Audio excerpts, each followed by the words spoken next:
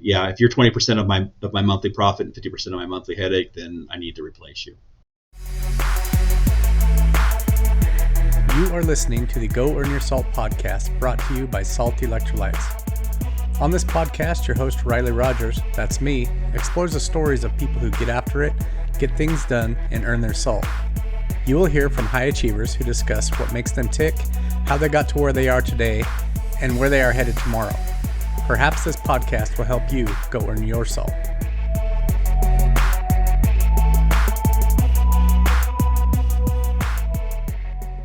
To have, long-term friend and colleague, Tom Bicandi. Tom owns Bicandi Electric. We've worked together for, it's been what, 8 years, 9 years? Yeah, probably. I think we met at a coffee shop over in Garden City, and you kind of, you threw me the spiel about what you guys do and how you do it, and we jumped on board. I think it was relatively early in you guys' start there. So yeah. Yeah, it's been a long time. Well, it's been pretty awesome because the reason I had you on, Tom, I wanted to talk to you about a couple things, because when we started with you, you had maybe 5 or 6 vehicles, and that's grown substantially. You've grown your business quite a lot over that 8 or 9 years, and I wanted to pick your brain on that, kind of see what you've done, how you did that, what we can learn from that sort of a thing. And then I want to talk to you about your past, just kind of where you grew up, what you did. I know you had some pretty high level baseball in your past, and discuss all that stuff if that's fair. Mm-hmm. Yeah, absolutely. All right, man. Let's start there. Let's start growing up. Where'd you grow up? So I'm a local, born and raised right here in Idaho, 5th generation Idahoan. Had great grandparents that moved over to the United States back in the early 1900s. So that's kind of just, we're from the Basque Country, which is in Spain. It's kind of where my family history originated, at least that I'm aware of. That's where it's originated. We actually just got back from a trip to Spain here, a month ago, something like that, and got a chance to see the old country. Found the house that my great grandparents were raised in. It's still there out in the countryside, the northern part of Spain. Absolutely gorgeous location. But that's kind of where it all started. Great grandparents moved over here, homesteaded in the Idaho area. I was born and raised in Homedale. My father graduated from Homedale. My grandfather from Marsing. So we've been around there for quite a while. And then as far as wanting to get into the electrical side of it, I just decided I wanted to make a plan when I was in high school. And I remember at some point somebody telling me, and this is really good information for anybody, is you don't necessarily follow a plan, but you need to have a plan. So put the plan in place. The plan can change as change. Life's going to throw different things at you, and you can't always stay on the same path that you started on, but the most important part is having a plan. And so I decided to take that to heart. And when I was, I think, early in my senior year, probably, I decided after I get out of high school, I'm going to go work as an electrician, and I'm going to get my journeyman's license. I'm going to open up my own company. I'm going to take over the world. So you had that plan from the beginning to open your own, huh? Yeah. Yeah, this happened in high school. It was actually at that point, it was me and my best friend in high school. His name's Alex. We were going to do this together. And some plans, again, sometimes plans change, and he had other things that had happened in his life that caused him to change direction and wasn't able to kind of follow through with that part of it. And so it went from being me and Alex are going to take over the world and as electrical contractors to I just stayed the course. Yeah. But that's kind of how it all started. And like a lot of people, it just me by myself working 100 hours a week, 200 hours a week, whatever it took, working from sun up to sundown and then doing stuff in the office in the evenings. And it just kind of grew organically from there, piece by piece. Yeah. And what year did you graduate high school? 95. Oh, same year as me. Yeah, 1995. Look at that. Oh, okay. It's a good year. Yeah, that's where all the cool kids were. Well, you look a lot younger than I do, so time must have been better on you. But I don't know, I would man. have guessed for sure you were 10 years younger than me. No, that's pretty cool. So you lived in Homedale, and for people who don't know, Homedale, there's not much. It's not a very big little. It's a town out there. What's the population? About 2,000, Yeah. right around 2,000, 2,500, right in the neighborhood. Now, we didn't grow up in town. We grew up, we had a farm. Okay. So my family, we went through a handful of different crops that we raised, a lot of alfalfa, beans, corn. We had about 300 acres total that we farmed out there. My dad did that as well as worked as a financial officer for a host of different banks. But no, growing up in Homedale was fantastic. It small town, out in the country, wouldn't have it any other way. Learned a lot, learned how to work hard. I think Mhm. a big part of that was learning to work hard. From the time I was probably, I don't want to self-incriminate myself here, but from the time I was 10, I was probably driving tractors and trucks. We had two separate farms, so I would drive back and forth between those farms, changing hand lines, trapping gophers, disking fields and harrowing fields, and uh, pulling a lot of weeds. But yeah, I think that's kind of where that work ethic originated from. My dad was, and my mom both really were, I don't want to say workaholics, but they worked really, really hard.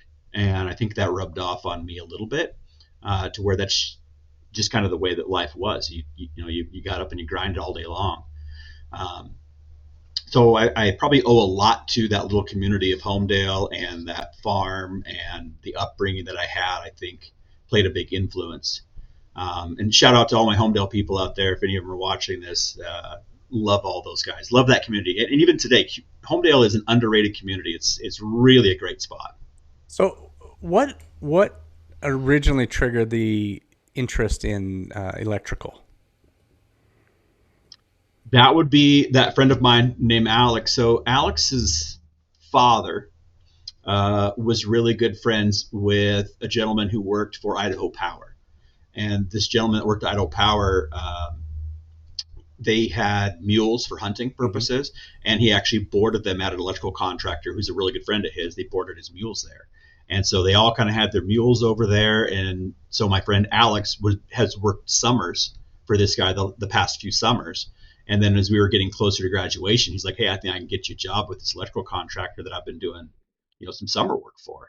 And I was like, "Hey, that sounds like a good idea. It sounds like a good plan. That'll be my plan." And so that's where it all kind of got started. Alex was the influence there, so I probably owe him a little bit as well for getting me going on the right path, or at least giving me an opportunity, opening up a door from somebody that could get me on the right path.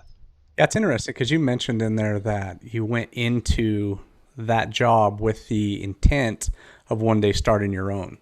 And talk Mm-hmm. about that. How was that as far as progression goes? Was it linear or did you have some bumps along the way? It was relatively linear. When I first started on with this electrical contractor, they actually they did your standard electrical contracting that everybody kind of knows about, wiring houses, wiring commercial buildings, service calls. But he also had another division to his company called he called it the underground division, which they were primarily Idaho Power contracts, but they also did a host of oddball stuff. They dig foundations for houses, they put in septic systems, a lot of pad mount transformers, pole mount transformers, pushing from Idaho Power box in subdivisions, pushing the wire from the boxes to the houses and doing the connections. So I actually was on with that department for about a year, which looking back at the time, I was like, I want to be on the electrical side. I want to be an electrician. But the amount of stuff I learned is invaluable. And I was able to take a lot of that and transfer that over to what we do now. We've actually started our own underground division for, it's not for Bicandi Electric. So our companies are set up a little bit, and to kind of go back, like what you'd said earlier, like this is Tom Bicandi, he owns Bicandi Electric. I don't technically own Bicandi Electric. Bicandi Electric is owned by a holding company that I have control over. So we have us, we have our personal trusts, we have our holding companies, and our holding companies own our LLCs, and then some Mm. of those LLCs contract with our other LLCs. So it's kind of a big system on how all of that works. And that's primarily to create some tax benefits as well as shelter some liabilities in some different areas. Yeah, no, I think that's intelligent, man. Sometimes you've got to create some boundaries there so that for especially liability, right? Liability is the big one. So, um, and I should preface this by saying I'm not a legal attorney. I'm not an accountant. And so anybody who's taking any of this information that I'm giving, you run it past, your people first on how you do it. But yeah, we had set up that holding company, and then it's like all of our vehicles for, like, you do stuff for Bicandi Electric. Those vehicles aren't technically owned by Bicandi Electric. They're owned by LYB leasing company, which is another one of our companies that's held by the holding company. And then they lease those back to Bicandi Mm. Electric. And that's for if there was ever to be an issue with the vehicle, it doesn't tie back. They can't, if there was an issue with Bicandi Electric, let's say, they couldn't come and take the vehicles because they're not owned by Bicandi Electric. They're owned through a separate holding Sure. company. Same thing with our equipment, and the same thing with our underground division. They're all separate, and all the real estate holdings as well. Personal stuff is held through a trust, but anything that's a rental, a commercial rental or a residential rental that we own, goes through LYB, as far as ownership of all those properties, and they're separate LLCs for each individual lot. Yeah, that's a good call. I know. I hear Dave Ramsey talk about that all the time. How you get one person slips and falls on the sidewalk and wants to sue you at that place. Well, they can sue that property, that LLC, but not the rest of them. Yeah, Yeah. and that's why we've done that. And then we lease that property back to, like, Bicandi Electric leases property from the holding company. Um, and so does our underground division, and our leasing agency does as well. They also rent property from that to house their equipment. Yeah. Your underground division, maybe you already said that and maybe I just missed it, but it's pretty new, isn't it? Isn't it something that's a recent Yeah, addition? it is. So we did that for a couple different reasons. So one of the things that we kind of branched out with on the electrical side was doing a lot of street lighting, parking lot lighting, underground infrastructure for projects, commercial and residential projects, running conduits for fiber optic lines and fire, things of that nature. And so that it essentially just blossomed into a different entity all in itself. And that particular company that we have, it works hand in hand with Bicandi Electric on all of our Mm-hmm. projects. But because of the scope of work that they were doing and the liability, we're using bucket trucks, and there's a lot of safety concerns with a lot of the heavier equipment, excavation equipment, open trenches, things of that nature. We wanted to isolate that company so that it created a bit of a veil between liabilities. Yeah. Yeah. That's interesting stuff, man. Can we switch gears here a little bit? Sure. So baseball, remind me, we talked about it years ago, and you played minor league, didn't you? Well, so the baseball side of what, I guess I should preface this even earlier. Let's start, like, starting back where I was a young kid. Baseball has always been a huge love of mine. Football, I mean, I love sports in general, like a lot of young boys do. But baseball is probably my biggest passion, baseball and football. Had an opportunity to play baseball at a high level through high school, and through the Legion program, was able to travel up to Canada and play up in Canada for a while. Um, and all those things were really great experiences. Um, as far as it would be considered double A ball, which would be minor league ball, but the money, you're not making any money. It was more, it was a lot of fun. It was a very high level. We were playing Taiwanese national teams in Canada, and playing all the best teams in the country. And I still love baseball. It's still my favorite sport. I love watching baseball. To me, there's nothing better than going to a baseball game and having some peanuts. And I love taking score when I'm there and just watching all of it. But it played a big influence in my life, sports in general and baseball. And then I was super excited to be able to coach my own kids. Yeah. when they became of age. And so coaching became a huge passion for me. Uh, Baseball primarily, but a lot of football too. Had opportunities to be able to coach kids at the junior high level, and then was asked to coach at the high school level too. So I had opportunities to do that, and that was fantastic. I think anytime you have an opportunity to influence young men or young women in positive ways, coaching is a vessel to be able to do that. And I think my passion for baseball itself was probably only eclipsed by my passion for coaching. That's the part that I really enjoyed the most. And are you still coaching? No, I just kind of gave it up here recently in the last year or two. I coached, I think, every year for probably 15 to 20 years, Mm. right in that neighborhood. And then this last year was the last year I coached. My son is now, he's playing lacrosse. He's chose that over baseball. My heart is broken, but I do have a lot of fun watching him play lacrosse. It is cool, but I have no expertise whatsoever in lacrosse, and so I had to kind of bow out of that coaching part of it. My daughter, I was coaching her through softball, which translates pretty closely to baseball for the Mm. most part, but she's put all of her efforts into basketball and into volleyball, and those are again not areas that I specialize. I felt comfortable coaching, and so I am officially retired from coaching, at least for right now. Who knows when Gradkins come in 10 years or whatever? Maybe I'll get back out there and help get them through T-ball or Refire something. that But back up. we'll Well, see. Yeah. tell me this. What's your thoughts on, we see athletes a lot of times, people who are involved in sports, oftentimes that translates well into business, and whether it be just learning the grind and the discipline and the, how to fight through some pretty hard stuff. How did that translate with you? I think part of it is just being competitive. I think a lot of times when you take someone who's playing football or baseball or basketball or whatever, whatever that sport may be, and they're serious about it and they love that, then it creates a level of competitiveness within themselves. And I think oftentimes that can translate into owning a business. For me, it was just wanting to be the best that I could be, wanting to create something to the best of my ability. And I think a lot of that translated there. You learn a lot of really valuable lessons in youth sports, how to work with other people, how to be a good teammate.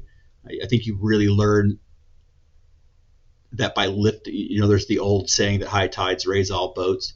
I think a lot of that comes with sports when you can lift up the people around you, and it just makes the whole team better. And I think that translates very well in business by lifting up all of your employees, creates just a better environment in general, and a better environment generally leads to better profit margins. Yeah.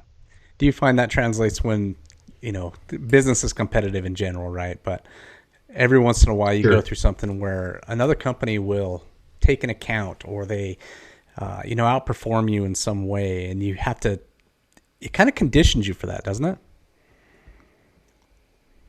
Yes, you know, coming from an athletic background, you don't want to lose. You hate to lose. Right. Um, in running your own business, sometimes you kind of find it's better to lose some contracts than to chase them down, because you end up losing more money chasing some of this stuff than you would have if you just would have left it alone and found a contract that maybe fits better within the ideology of what your company's trying to get accomplished. Or Mm.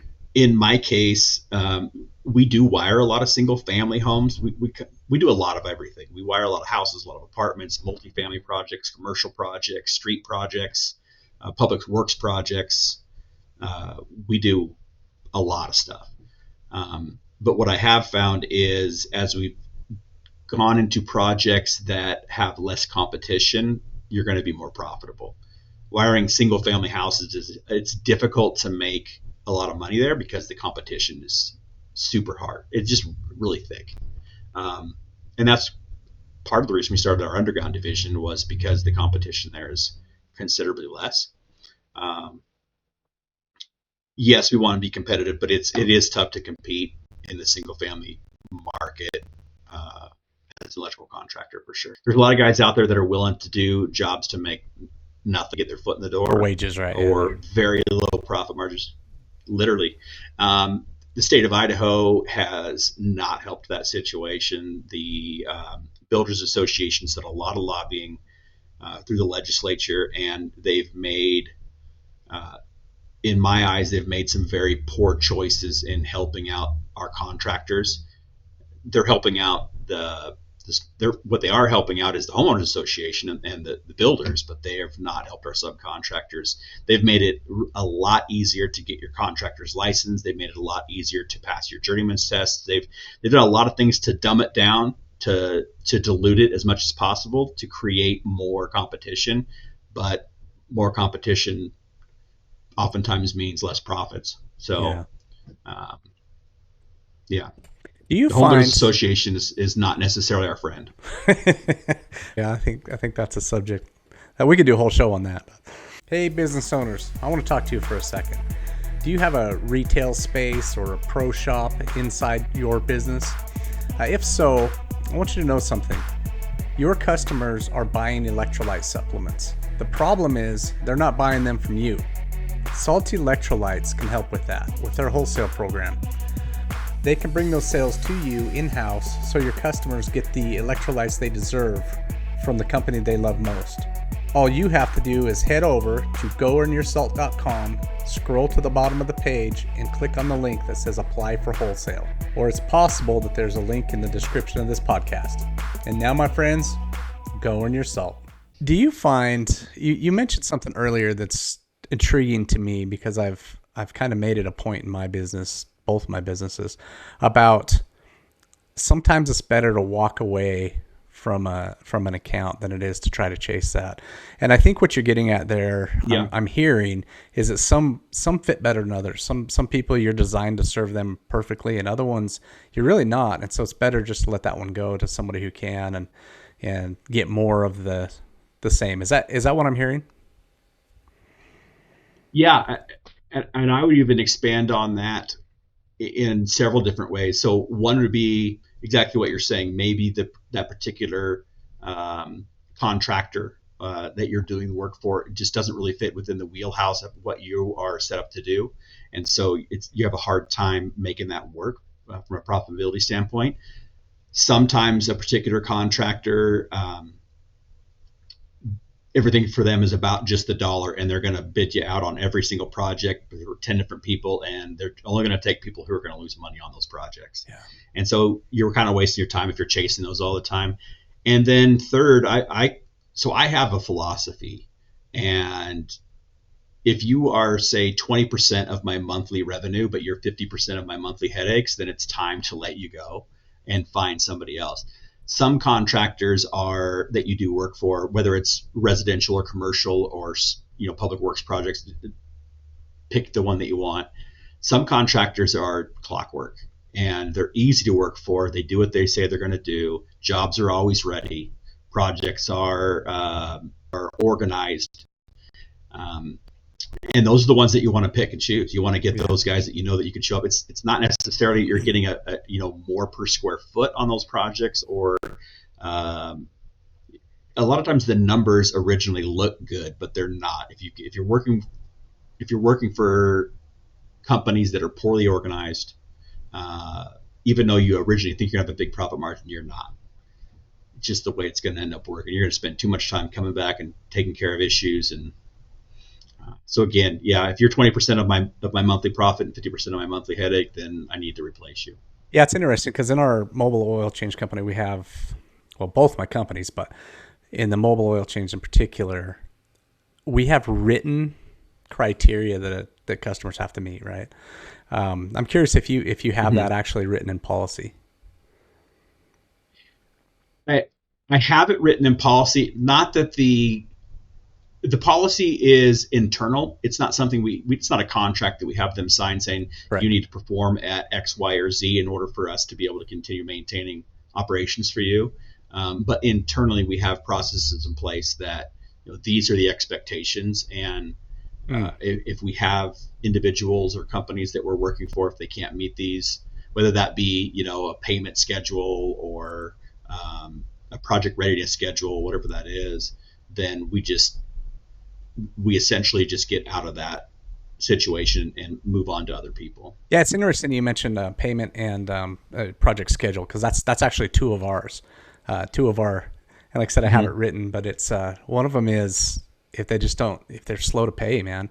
Because I've seen small businesses put themselves under because they've got such an accounts receivable built up that it really hurts them, and they're not a bank, and so that's one of ours. And then you mentioned production schedule, the project schedule, and that's another one of ours where, we're a mobile company. We drive a truck out there. If somebody doesn't show up to that appointment, it happens once in a while where we have to shift locations, or they'll call us an hour ahead and say, hey, can you move this? And generally that's okay. But man, I can think of a couple people over the years that were just chronicle. We'd go there 5-6 times before we finally caught them where they said they were going to be.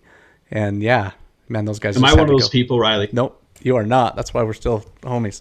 Okay. But okay, that is what you're saying. Well, right? If I get there, let me know. Right. Yeah. A lot of that is time is money. Everybody's heard that saying 1,000 times. Time's money. It doesn't do you any good. If you're making, and I'm making up numbers here, but if your profit margin's $100 an oil change, and you've had to track this vehicle down to the 4th place, well, by the time you get there, you're not making any money. That's right. You've paid your guy window time 3 different locations, and now you're lucky to break even on this particular vehicle, or you're losing money on this vehicle. And if you have a customer that's doing this on a repeated basis, again, there's your, even if it's a good customer, it's 30% of your revenue, but he's now become 50-60% of your problem, your headaches. Then the math doesn't work out anymore. Yeah, I think that's just huge insight, man. Because when we built this company from the beginning, that was something that I had learned when I was in the construction trade.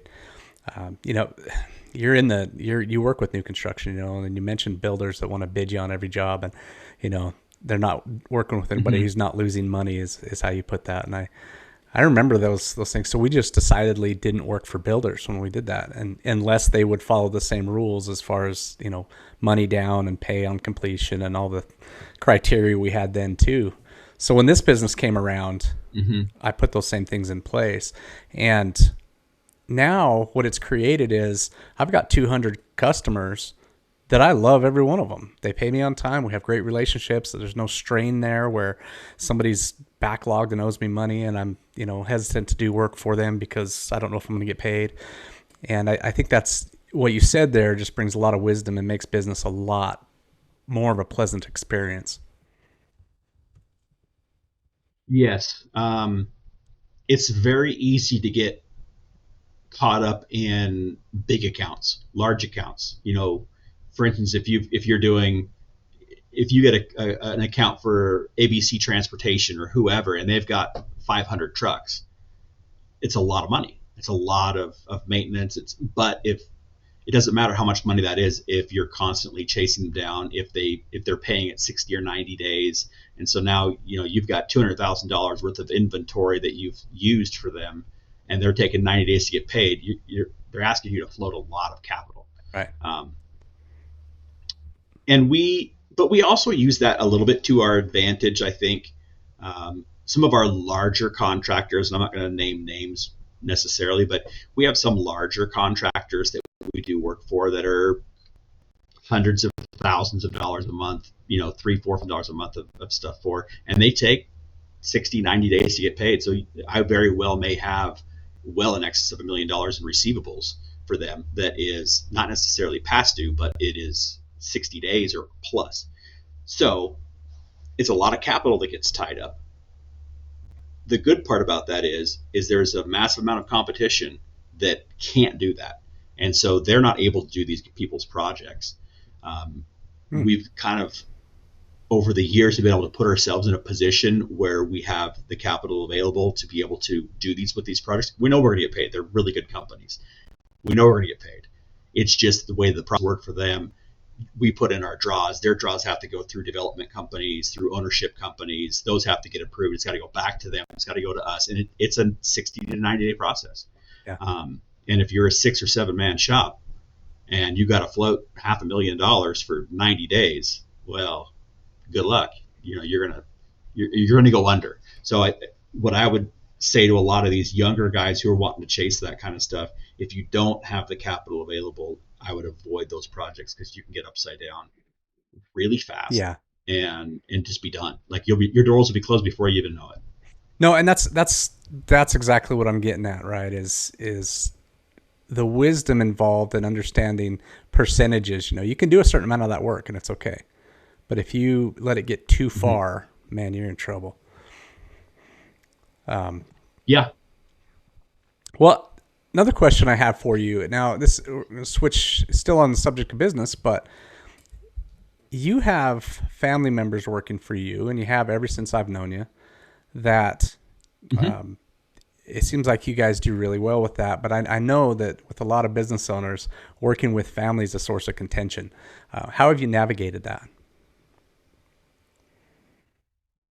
That's a great question. So as far as family members work for us, my brother is our field operations manager.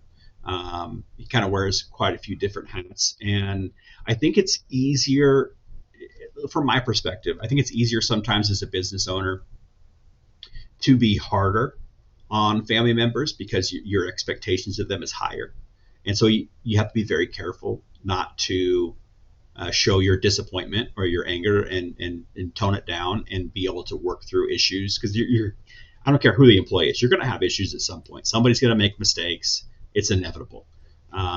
Just taking the time to articulate what those mistakes are with the person and have them change course and um, not taking it too much to heart, I think is important because in the long run, I mean, family's family, Yeah. and you don't want to ruin those relationships.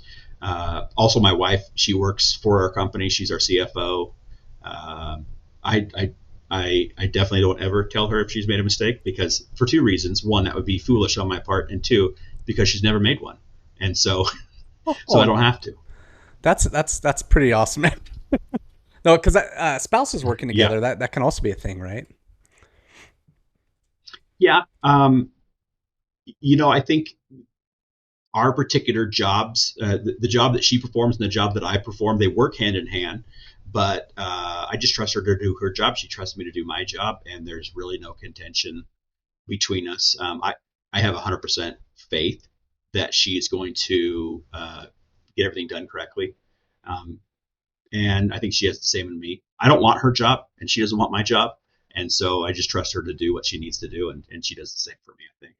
No, I think that's cool because I was talking to a guy on a previous episode and he was talking about delegation and how delegation cannot be done correctly unless you completely trust the competence of that person to do that job at least as well as you could or better. And that sounds like what you're saying, Mm-hmm. right? She's better at that function than you are because you don't even want it. You know, could you do it? Yeah. No, at a point in time, I could. Right now, with the amount of work that we do, I mean, I don't know if I would have enough time in the day to do all of it, or if I'd even want to at this point. But going back to what you said on the delegation, so we created a responsibilities roles Hmm. that are pretty well defined on what everybody's like. I'm an operations manager. I have X, Y. These are the jobs that I have to perform X, Y, Z all the way down. Our front office staff, she has her roles that are clearly defined. The finance officer has theirs. The operations manager has his. Our product acquisition manager, he has his. Our foremen in the field, they have theirs. Our apprentices have theirs. Everybody kind of has. It's very well defined on what the responsibilities and roles are for everybody, and they have to perform within that vehicle that's been created for them. And I think that's really, really important too, is having everyone understand, which oar on the ship are they supposed to be operating? Because Right. if everybody just jumps on ship and there's 50 oars and everybody doesn't know which oar to grab, the ship goes wherever it goes. If you want the ship to go in the right direction, everybody needs to know this is my oar, this is my seat, and I got to do my job. And the guy behind me, he's got to do his job, and the guy behind him's got to do his job. Where do you think So, companies get that wrong, man? Because a lot of companies have job descriptions, so sorta. Where do they get it wrong? Mm-hmm. Well, I think first of all, they get it wrong by not really having a job description. They're flying by the seat of their pants, and we've got 50 different things that need to get done. How much can you do today? Can you take on these 5 things? Okay, can you take on these 6 things? Can you take on those 8 things? Whatever that may be. I think that needs to be established ahead of time. That everybody already knows what those things are to do, and you're not spending time on a daily basis trying to reassign what those responsibilities are depending on the manpower you have available and what those tasks are. That doesn't mean that you can't ask for help. If you're overwhelmed, if I've got 50 jobs that need to get bid and I can't get it all done, I might have to reach out and say, hey, can you help me on my invoicing this month? You have time at the front desk to kind of work through all these invoices and do some accounts receivable stuff. Then they could take on those roles for me. But for the most part, having those roles clearly defined and staying the course on those is pretty important. I think a lot of companies just don't. There's a lot of people that don't really know what exactly their role is, Yeah. and so they're constantly just trying to fill a gap that they're not really sure what they're filling it with. It's interesting you say that, because the not understanding exactly where they stand, it becomes nebulous to people. They're like, I don't know if I'm performing well or not, because I don't know exactly what I'm supposed to be doing. I think in our company we have job descriptions, but one of the things that I found that really helps is I don't let those job descriptions overlap. So there's never 2 people responsible for the same thing. It's one person. Yeah. Yes. And we do the same. Yeah. I've noticed that with trucks, because we service, in our mobile loop company, we service fleet vehicles. The fleets who assign a truck to a driver, that truck is better taken care of than the truck that gets shared, because then whoever breaks it blames that on the next guy, right? So job description is the same way. Yeah. I think a clear definition of what those descriptions are, and then that needs to be followed up with accountability to make sure those things are getting taken care of. Mm-hmm. Because you could describe the responsibilities till the cows come home, but if you don't have some kind of accountability set up to ensure that those mechanisms are being followed through on, then you're still going to have chaos in the end. What does that look like in your company, that the accountability portion of that? It looks not good enough at this point, to be honest. That it's something that's an area that we're working on a regular basis. Right now, I would say that accountability is, we look at it on a weekly basis to kind of determine where our shortfalls were through the week, and then we just make a determination of how we could take corrective actions. But as far as a written, some kind of written description of how that accountability, like a failure and accountability, needs to be handled, we don't have that. We just find whatever that discrepancy was, and then we try to talk about it and get it fixed so that it doesn't become a repeatable issue. Yeah.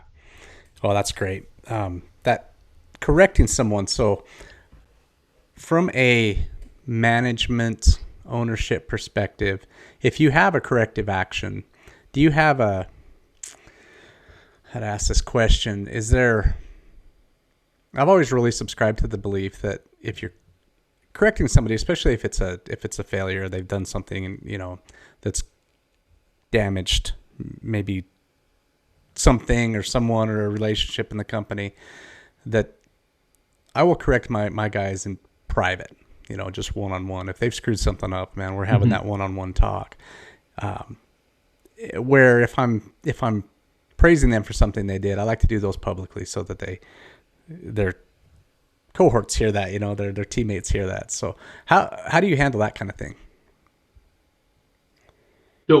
So we're in a position in our company where we've got a lot of layers, as far as from the top down. If I'm sitting on the top part of where we're at as our operations manager, and then we kind of go down through middle management, our field operations managers, our project foremen, our superintendents, and then our journeymen on site, and then the apprentices underneath them. It's kind of the tier in a roundabout way. There's some other little parts and pieces that fit in there. But generally, we start with having our journeyman. If it's an apprentice issue, then we have our journeyman go for that first. Mm. And a lot of times it doesn't even come to me. I don't even know about it. It gets handled internally. Usually, if it gets to me, then there's a pretty big problem that needs to get Right. addressed. So I don't normally take on a lot. I don't take on any disciplinary actions where it's like, hey, this guy's showing up late, or this guy's taking too long of a lunch, whatever those issues may be. I generally don't see it. It gets handled internally through our processes and procedures. If it's a journeyman, he's going to get, the foreman, our project foreman, or our superintendent will usually handle that. If it's a project superintendent, it'll get handled by our field operations management. And then from there, we'll go up to usually our office if we have to get there. And our office, so a lot of that happens internally or externally in the field, but there is reports that get filled out, that get sent into our office. It's all documented. Hey, Bart was late for the third time in 2 months. He's getting written up. This is the disciplinary actions. If it happens again, this is what's going to happen. He's got to sign that. It goes into our documentation file. It's just not something that I normally see. If it gets to like a third strike or fourth strike, then that's when it usually gets to me. Yeah. And then we make a determination if we need to do something. Good, man. As you've grown the business, what's been your biggest challenge that you can think of over the years? I think the biggest challenge for me, and I think this is a big challenge for a lot of people, and maybe they don't talk about it a ton, is being two things. One is fighting off procrastination, and the other one is fighting off distraction. Those are two really tough things that I think a lot of people deal with that they just don't really talk about. It's hard to get shit done all the time. It's hard to always be on and getting things accomplished. And so oftentimes just taking the time to be like, okay, I gotta dial this in. I gotta focus. I gotta get things accomplished, and getting them done now. What if I was going to give a piece of advice to someone who's starting off a company and wants to grow and be a 50, 60, 70 man shop, whether that is in a contractor role, or that's mobile oil, or that's starting up a roller skate factory. It doesn't really matter what it is. That would be to write things down on a daily basis. Make a list. What are the things I want to get accomplished today? Write it down. Write all those things down, and then tackle them one thing at a time. Because a lot of times, I know for me, I've got in my head right now 40 projects I need to do. I got to get these bids done. I got to go through this gear package for this project. I want to make sure the lighting package has been ordered for a street lighting project. I want to make sure that my foreman has done this. There's a million things going on. And you can't remember them all. So writing those things down, properly delegating things off the list. If you can, delegate it out. If you can't, then make sure that you're doing it yourself and you're marking it off. But making a list and going through that list and marking things off as you get them done is important, because it's right there. It's in front of you. You see what you need to get tackled, and you're not trying to remember everything. Yeah, do you ever find that you'll make a list of, say 10 things, and maybe that day you really get 3 or 4 of them done, but those 3 or 4, and those are the ones that matter, and they keep you propelled going forward? Yeah. And what I'll do is I'll make a list. When I get in the office, I'll make a list. I'll look at my list from the day before, and if there are items from the day before, I'll transfer those over to the new list, and then I'll add any other additional things I need to, and then I try to prioritize it. How many of these items are time sensitive? How many of these things have financial ties that need to get addressed, and then try to knock them down. And a lot of times I'll knock off the easy ones first, and that's not because I don't want to do the hard ones. It's just because when you see lists get smaller, usually it creates a level of just positivity, Motivation, right? Things are getting done, and it kind of encourages you to keep moving. If you just tackle the huge one right off the bat, and you see this list is just getting bigger and bigger because the one thing that's on there you can't get done, it can be a bit of a Debbie Downer on your whole day. So tackle the little ones, make your list smaller, transfer those things over to the following day. That's beautiful, Stay off man. your phone. Because you're taking sports no YouTube psychology. Videos. Yeah, also freaking scrolling, man. That'll get you. That's but you're bringing some sports. Oh, cat videos or whatever. yeah. The sports psychology part of that is kind of the same way, right? It's those visualizations and the things you go through in as an athlete, training schedules. Mm-hmm. And, I used to do that when I did triathlon, is I'd have months worth of training written out. This is what I'm doing this day, and I won't do any more than that. I'll hit that list, I'll check that off, and that's that day's workout. And tomorrow I got another one, and it's 3-4 Yeah. months worth of training written out ahead of time, and I'm just checklisting it, man. Boom, boom, boom. Yes. Yeah. With the exception of super athletes, that doesn't matter what they do, they're always going to be the best. Those people are out there, but it's pretty rare. Anybody who's super successful in athletics, they're putting in the work. Michael Jordan didn't get to be Michael Jordan because he was, just showed up one day. He worked his tail off. Kobe Bryant worked his tail off. All these guys that are the best of the best, they're working their tails off all the time to get there. And being a business owner it's really no different. You can float through life as a one-man band or a 2 or 3-man band and not put a ton of effort in and not really get where you want to be, but you're eking it out. But if you want to be, if you want to be elite, then you're going to have to take that same mentality that, the Babe Ruths and the Michael Jordans and the Caitlin Clarks of the world have taken and put in the work on a daily basis. And you're going to have to grind really hard. There's no substitute for hard work. There's just not. Which circles us back around to the original thing. There's got to be a plan, right? You said that right at the beginning. Plan. Yeah. That's one of the most important things, is have a plan. I preach this to people on a regular basis, like from a mentorship perspective, whether that was when I was coaching or even younger guys that are trying to get into trades and stuff right now, is create a plan. The plan can change. That's fine. Things are going to happen in life. You're going to have a kid when you didn't expect to have a kid. You're going to go through a divorce that you weren't planning. There's going to be things that happen along the way that are going to alter that plan. And maybe the plan even goes from being, I want to be an electrician, to I want to be a doctor, or I want to, be a sanitation worker. It doesn't really matter. Have a plan, stick to the plan until something comes along that changes that plan. But not having a plan is the worst place that you could be, in my opinion. Yeah. Yeah, because we have life outside of work too, right? And I don't know, Tom, if you're comfortable talking about it, but you had a pretty hard punch here a couple of years ago with your son. Is that something you're comfortable talking about? Yeah. And I mean, it's difficult. It's a hard conversation, but to be honest, like, if I have opportunities to talk about him, then I'll take him, because he deserves to be talked about and keep his name going. So our son Lucas, he got diagnosed with cancer when he was a junior in high school. This was back in 2018 is when he was diagnosed. 2018. And he was a 3.5-year battle. He made it through high school. That the first time his cancer came, it was a very difficult cancer. So he got cancer in his jaw, and it was quite the process. He actually had to have his jaw removed. And then when they removed his jaw, they took a bone from one of the lower bones in your lower leg, the tibia and fibia, took one of those bones, created a new jaw, took the flap from his calf muscle and created a new gum, and then reattached all of the vessels to make that system work. Oh, wow. So it was a huge surgery, and he was able to come back from that surgery, from happening in his junior year, to being able to play baseball his senior year. So a huge recovery process, but he worked really hard.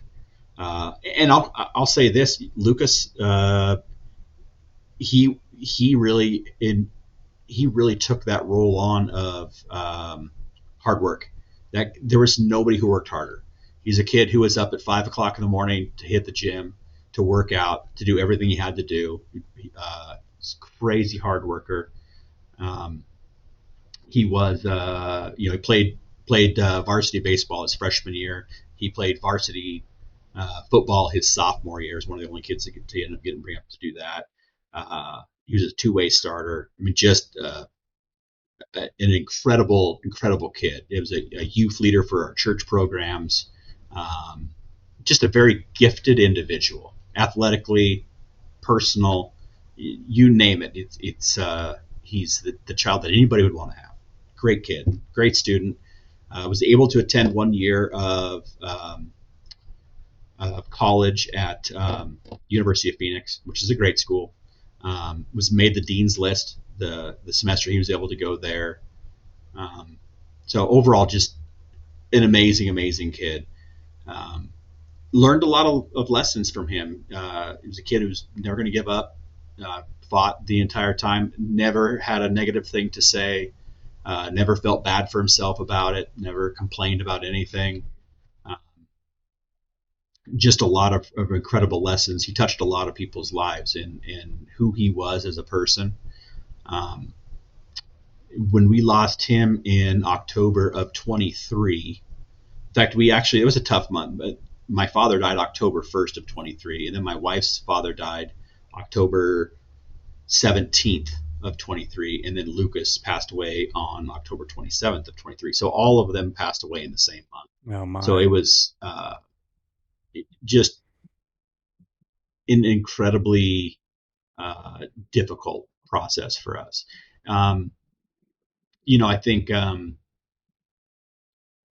obviously you grieve whenever your father dies or a stepfather dies or a father-in-law dies in this case, but it's a different level if it's your kid. Yeah. It's not a comparison on what you go through. And, a lot of people ask, oh, how do you get through that? Well, the truth of it is you don't. You never will. It's always going to be there. It's always going to be something in the back of your mind. There's not a day that goes by that you don't think about it. But I know for our family, we've got a lot of faith, and so we're able to lean on the Lord quite a bit for comfort in that situation. And Lucas um, he was very active. Like I said, he was a youth leader for our church program. He went to the University of Phoenix as a private Christian school. He did a lot of charity work when he was down there. A lot of things like creating care packages for people in Ukraine, and just a lot of really cool stuff. He had a chance to go to Spain by himself and go visit family over there. Just outgoing, charismatic kind of person. Um, yeah, so obviously we miss him a ton, but we're glad he was in our life for the time that we had him. Man, I don't know if I ever told you this, but he did so much. I remember you telling me of the things he was doing, and I remembered you when you first found out about him having cancer, and then, but then would tell me about all the other stuff he was doing. That I had the impression that he had beat it, that it was over with, Mm-hmm. and so when I got news, it was several months after it happened, after he passed, Mm-hmm. that I heard about that he had passed, and I remember being so surprised. I was like, man, he had he did so much while he was going through that treatment and those surgeries and that kind of stuff that me from a sort of a distant outsider, I thought it was over with, and I'd actually told some people that, oh yeah, Mm-hmm. he had it for a while, but he's good now, and I did not know Yeah, the extent of what he was going through because he just like a champ, man, pushed through so much stuff. yeah, yeah. He was able to get an incredible amount of stuff done. So I mean, he did beat it. He beat it the first time. It came back. He beat it a second time. It came back. Um, it was really more. It was the fourth time is when it came back. It was in his lungs, and once it got into his lungs, there wasn't much we could do. We did everything we could, but in that time that he had, that 3.5 years, like I said, he went to Spain. He went skydiving. He surfed, in Hawaii. He surfed in San Diego. He went on all kinds of different ski trips and snowmobile. He went snowboarding in multiple locations. We surfed Mm. lake surfing a ton at the cabin. I mean, he fit. There wasn't a day. If there was a day that he was capable of doing something, he was doing something. There was no off days for him. That every minute he filled with something. It's incredible, man. But that was him. That was Lucas. Yeah, yeah, yeah, and that's to circle back around to the business side of this. I appreciate you talking about that on here, man. I I know that brings up a lot of emotion, but those are the kind of things that we all deal with. I mean, life, hopefully we don't all deal with that level, but life hits us in the face sometimes. And circling back around to the plan, right, is you've continued on. Walking with a limp, that's a hard thing to deal with. Mm-hmm. But you're still pushing, right? And there's that resilience that he had, you also have. And so watching you guys pull through this, man, it's just been, again, I'm kind of a distant outsider in seeing that, but I'm really impressed that you're having a plan and your resiliency that you had as a young man is that's showing through, right? That's the stuff you've been saying is real. Mm-hmm. Yeah, I do believe a lot of that. It's worked for us the way that we followed the plan. It's worked. And one thing before we get too far off the Lucas topic, I wanted to mention was, and I need to get some more information. So I'd love an opportunity to either come back and chat with you about this at some point. But we are in the process of setting up an endowment for Lucas, and then that endowment, all the interest that's gained off that endowment will go to create scholarships for kids. For a different variety of reasons. So there will be opportunities for people to donate to that endowment if they want to. And at some point, I'll have that information available, hopefully shortly. We're actually in the legal process right now of getting up the nonprofit organization for it set up. But we'd love to be able to share Lucas's story, and whether people want to donate to the endowment or to the scholarship fund, or they just want to know more about Lucas, I'd love to be able to share that at some point so that people can have access to that. That would be super cool. And we can put any of that information in the podcast description here. So that'll be up there as long as this recording exists. So that'd be great, Tom. Perfect. Yeah, man. Yeah, awesome.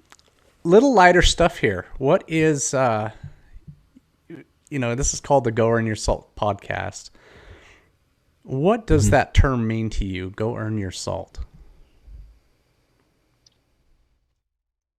Well, that's a good question. I think we talked about this a little bit before we started recording. That I'd earned my salt.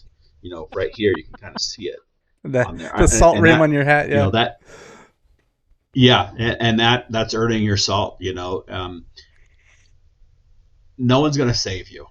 No one's going to come do all your stuff for you. I think if you want it, you're going to have to go earn your salt yourself. You're going to have that salt yourself. No one's going to do it for you. I think a lot of it is, one of the things that's a great thing about this country, and I truly believe this, is you can literally be anything you want to be here.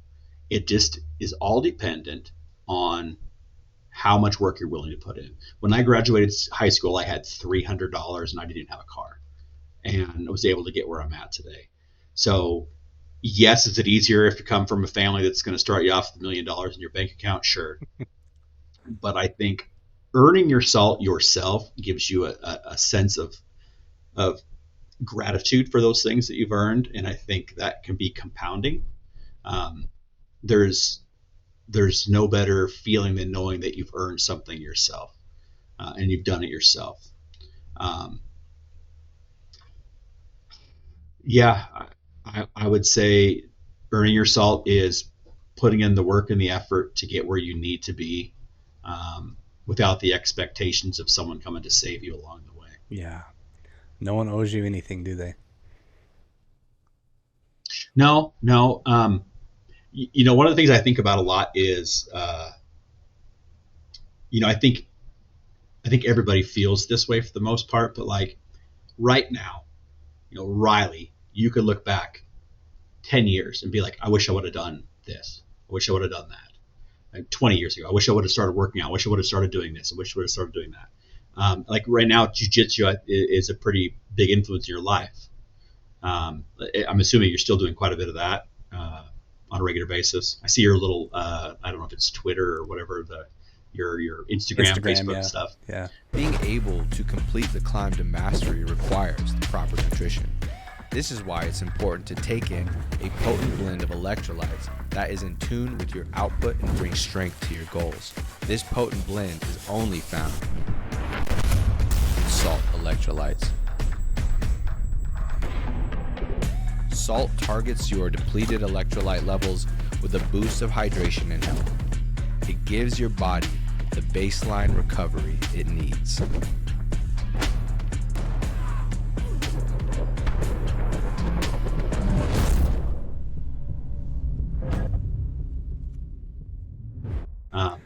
Instagram, and so I see that on there once in a while. It would be really easy as a 45 or 50-year-old right now say, "Gosh, I wish I would have done jujitsu back when I was in my 30s." You could still do it now. Yeah. Don't. There's no reason to wait if you want to be successful. I mean, I look back at these ones like Henry Ford didn't start the Ford company till I think he was in his 40s. I think sometimes we get so wrapped up in things that we wish we would have done, and we spend more time thinking about the things that we wish we would have done instead of working on the things that we can do today. Because in 10 years from now, you're going to look back and be like, I wish I would have done this, but you could do it right now. Just go do it. You just have to put in the effort. So don't procrastinate. If you have something you want to do it. Don't wait. Dude, I hope people are listening to that, because that is a big deal. Well, they say the best time to plant a cherry tree was 10 years ago or 20 years ago, but the second best time is now. Mm-hmm. That's it. Second best time is now. And that's 100% right. Get out there and do the things. I'm a believer of you create your own reality. The reality that you live in is a manifestation of your own thoughts and efforts and what you put in. And so if you want to live a certain life, you can do it. You just have to put in the effort and create that reality for yourself. Yeah. Now, we can't all be Tesla. We can't all be, Joe Rogans, but we can create the own reality that we want to live in through our efforts. Yeah. No, 100%, man. You're just dropping some wisdom bombs here, my friends. Books. What is a book you would recommend everyone read? Oh, goodness. One of the books that I liked quite a bit, and this is one that a lot of people have probably read. I really liked The Art of War. I think is a really good read. I don't know if you've ever read that one or not. My wife got me a leather-bound edition of that probably 20 years ago, and it translates so well into what we do as individuals today. Obviously, the book is written about strategies for war purposes, but those same exact strategies that are utilized for war purposes are the same strategies that we should be implementing into our daily lives, the way that we communicate effectively with other people, the way that we should run our companies. If you're a company owner, it's the same. It's understanding your environments, understanding your strengths, understanding other people's weaknesses, and spending time on implementing all of that knowledge that you can gather to better yourself. So I did take a lot from that book. I thought that was a really, really neat book. It is amazing how Principles of War, Sun Tzu was the author of that. Am I correct? Yeah. That those principles of war can translate right into the battles we face every day in business. And that's a good one, man. That's a hard one to beat, because I do hear a lot of people recommend it, but there's a reason a lot of people recommend it. It applies. Yeah, I was interested in that book, and I think it was kind of a fluke that my wife had gotten it for me. But I remember. Do you remember Chris Peterson? He was a coach for Boise State, 10, 15 years ago. He was talking about that book and how he implements a lot of the lessons within that book on how he went about his day-to-day operations for his football team. And so that's kind of what piqued my interest. And then it happened to be a year later that my wife had actually gotten me that book. And I don't want to say it's not a difficult read. It's just, you kind of have to be able to take the context within the book and apply it. But if you can do that, if you can take the lessons from that and understand how that can translate into different layers of your life, then it can be an impactful book. Yeah. It's awesome. Okay. Scariest moment of your life. You ever have any near-death experiences or super scary experience? Well, I mean, obviously, when you find out your kid has got cancer, that's the scariest thing that's ever happened for sure. Going through that whole process, but barring that aside, scariest moment of my life. Gosh, I'm not sure. I'm not sure if I really have a scariest moment. I've never been like in a near death accident type situation before. There's been a few times that okay. So there was one time that we were at a hunting camp, and this was a hunting camp that I was completely unfamiliar with. This is before we had GPS or any of that kind of stuff. And I had gone out on a solo hunt, and I had gone a long way and had gotten turned around. And that was a scary moment, but at the same token, it was a great lesson for me to understand, okay, don't panic in those situations. Take a second, figure stuff out, utilize the information within your environment to make some determinations on location. And I think that I learned from that for the most part, any situation you're in, if you keep calm about it, you can work yourself through it. And so that's what I had to do there, was overcome that fear in the moment in order to use logic. Because a lot of times when you come into a scary situation, your logic's out the door. It's gone. You're just in panic mode. So having to slow down, reinvest the logic that you had available to yourself, and make good choices. So that was an eye-opening moment for me. It was, in the moment, I'll be honest, I was scared to death. It's like, where the hell am I? This doesn't make any sense. This is not where I should be. But that was a scary moment. Yeah, it's interesting if you've never been turned around, especially out in the woods or the mountains. It scares the crap out of you, man, because you think you know where you're going, but unless you sit down and take the time to really figure it out, you can be going exactly the wrong way and it just doesn't register, man. And I did that one time on a motorcycle ride. Me and a buddy were out there, and I was running out of gas, and we kept taking roads we thought were the right little trails, and it wasn't. And we ended up kind of in a pickle, and finally we ran into some guy who did know his way out of there, and we weren't too far from home, but we were heading the wrong way, And, it's scary stuff. Yeah. It can turn into a bad situation, for sure. Yeah, for real. In school, did you ever get kicked out of school?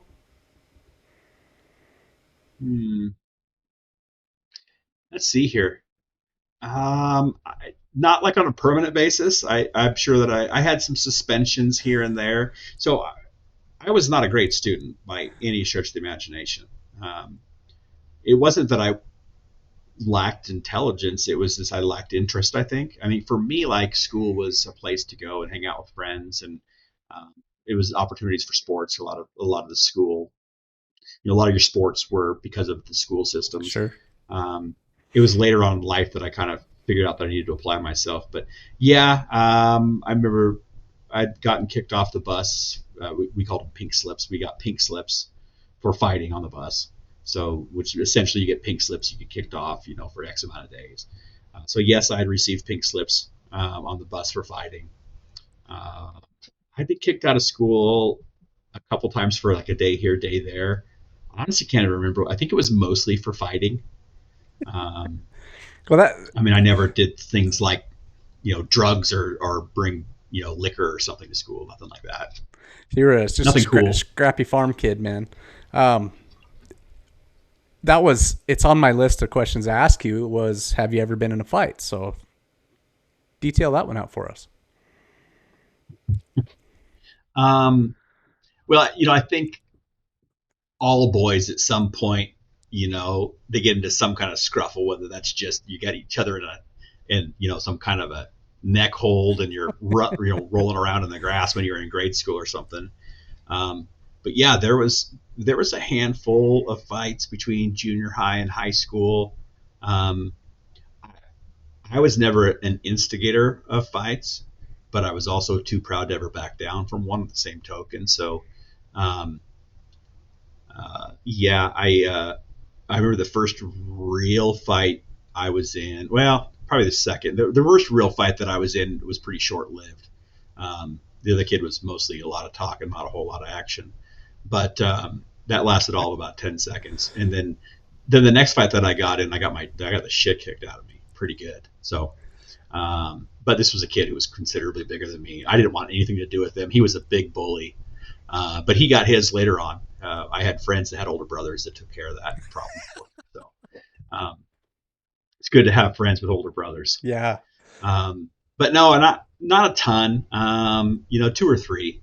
But for the most part, I avoided that. I was more interested in sports and girls than I was fighting, for sure. Yeah, both are way funner than fighting. Of course, I say that, but I fight every day. I've thought really hard about, I love the whole jiu-jitsu. Not because I want to fight, but just because it's a challenge. It's a challenge to yourself. It's a fantastic workout. I just don't know if my body can hold up anymore. I'm sure I could, to at least a lesser extent. I need to make sure that I'm hanging around the white belts. But actually, you want to hang around black belts. Those are guys that take care of you. White belts will try to kill you. Oh, they're the ones who are, yeah. They're trying to prove something. Black belts just kick your butt with no effort, and so you're kind of just, they take care of you and everybody stays healthy. But the white belts, man, they'll try to take your head off, and it's not always careful, so sometimes you get hurt that way. Sure. Yeah.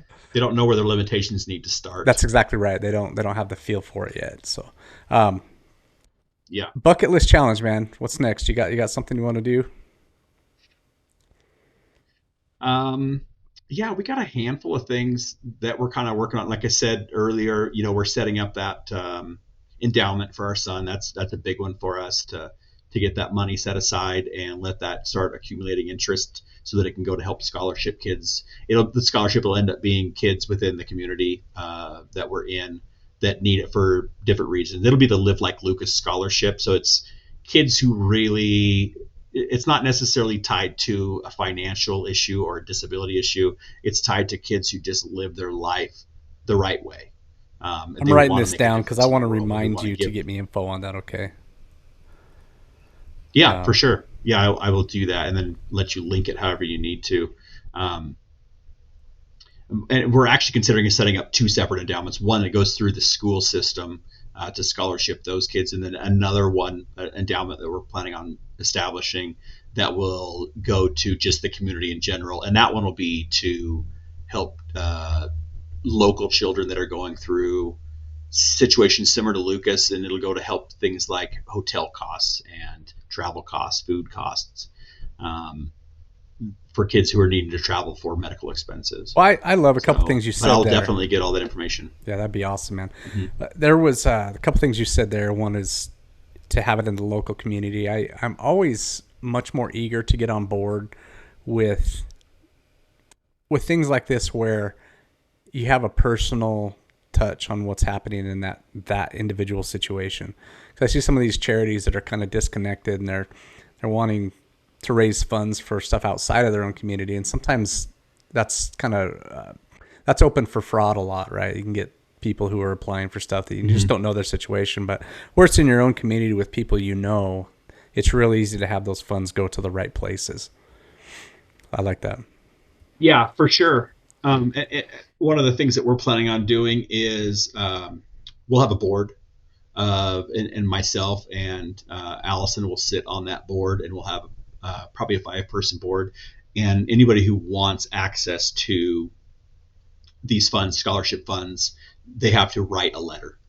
And then we review those letters. We determine if that person, for the same reason, we don't want somebody sitting in Russia who's just, making a sob story on Facebook and sending it out, but they're a 4-year-old girl going through cancer, help us please.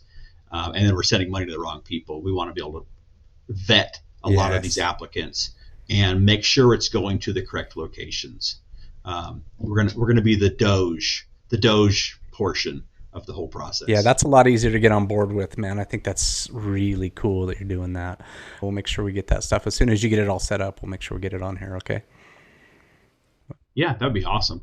I appreciate the ability to put it on your platform, and even if it reaches one person or a million people, it's every single one of those views helps for sure. Yeah. Well, my pleasure, man, there for sure. So, well, my friend, I appreciate you coming on, Tom.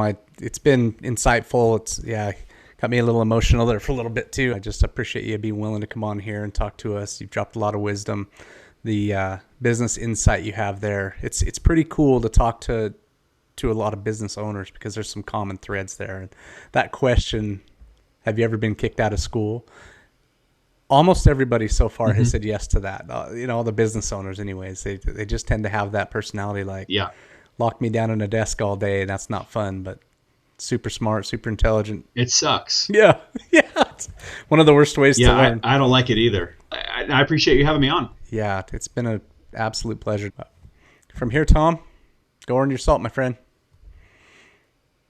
All right, buddy. Thank you so much. Appreciate it. You got it. Have a good one. Hey, you've just finished up this episode, and I've got to know, do you know someone who's a getting after it kind of person? Someone who is earning their salt every day? If so, I would like to have them on the show. So have them message me directly at the Go Earn Your Salt podcast on Instagram. Let's see if we can get them on the show. Have a great day. You know what to do. Go earn your salt.